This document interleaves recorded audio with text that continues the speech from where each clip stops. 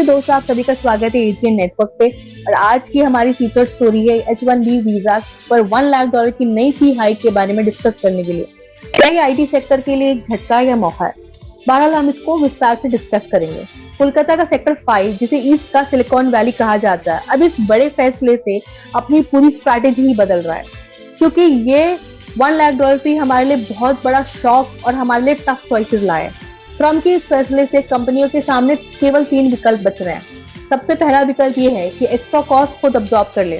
दूसरा विकल्प ये है कि अपने क्लाइंट्स पे बर्डन डाल दे। और लास्टली सबसे बड़ा और महत्वपूर्ण विकल्प ये आ रहा है कि H1B वीजा के एप्लीकेशन ही रोक दे करना।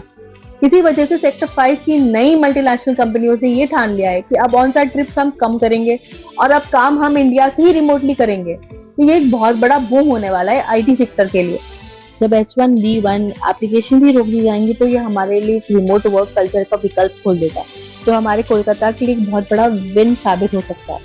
एक कंसल्टेंसी ऑफिशियल की माने, उनका ये कहना है कि ये फी इंक्रीज मल्टीनेशनल फर्म्स को मजबूर कर देंगे कि वो टैलेंट को रिमोटली हायर करे और इससे इंडिया बेस्ड टेक प्रोफेशनल्स की एम्प्लॉयबिलिटी और बढ़ जाएगी। मतलब ये है कि अब जो काम पहले कैलिफोर्निया या टेक्सास में हुआ करता था, अब वो सीधा कोलकाता या बैंगलोर से ही ऑपरेट होगा। एग्जीक्यूटिव्स की माने तो ये हमारे यहाँ साफ जाहिर हो रहा है कि ग्लोबल कैपेबिलिटी सेंटर्स अब और एक्सपैंड हो जाएंगे।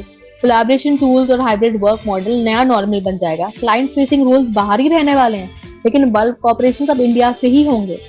इसका ब्रॉडर इम्पैक्ट ये देखा जा सकता है और इंडस्ट्री वेटरन्स का ये मानना है कि इमीडिएट डिमांड अब नियर शोर कंट्रीज में जा सकती है, जैसे कि मैक्सिको, कनाडा या कोस्टा रिका, जो यूएस टाइम जोन में सपोर्ट दे सकते हैं। लेकिन एक बड़ी उम्मीद ये भी है, जो हमारे इकोनॉमिस्ट सुपूर्ण मित्र कहते हैं, कि क्राइसिस यूएस टेक फर्म को मजबूर करेगा कि वो इंडिया में अपनी बेस बनाए और लोकल टैलेंट को लेवरेज करें। इसका ये मतलब है कि आने वाले वक्त में इंडिया आउटसोर्सिंग हब जो था पहले, अब वो बढ़कर ग्लोबल ऑपरेशन हब बन सकता है।